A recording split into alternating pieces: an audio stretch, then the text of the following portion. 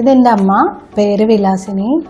അമ്മയ്ക്ക് എന്തൊരു spinal surgery കഴിഞ്ഞതാണ്. ഇപ്പോൾ കീഹോളായിരുന്നു. നിംസ് ഹോസ്പിറ്റലിൽ സമീർ സാറാണ് ചെയ്തത്.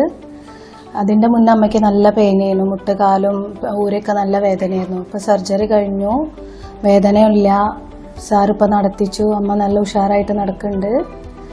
ഇവിടെ നിംസ് ഹോസ്പിറ്റലിലെ എല്ലാവർക്കും thanks.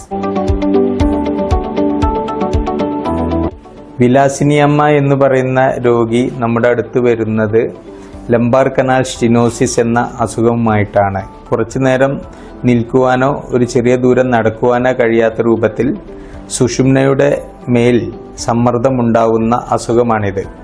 നട്ടലിൽ L3, L4, L4, L5 ഈ 2 ലെവലിൽ ഈ പുറകുവശത്തുള്ള ലിഗമെന്റം ഫ്ലേവം എന്ന് പറയുന്ന ദശ തടിച്ച് സുഷുമ്നയുടെ മേൽ സമ്മർദ്ദം ഉണ്ടാക്കുകയും മുൻഭാഗത്തുനിന്ന് ഡിസ്ക് വന്നിട്ട് നമ്മുടെ സുഷുമ്നയെ ഫ്രണ്ടിൽ നിന്നും അമർത്തുകയും ചെയ്തതിനാലാണ് ഈ വിഷയം ഉണ്ടായിട്ടുള്ളത്.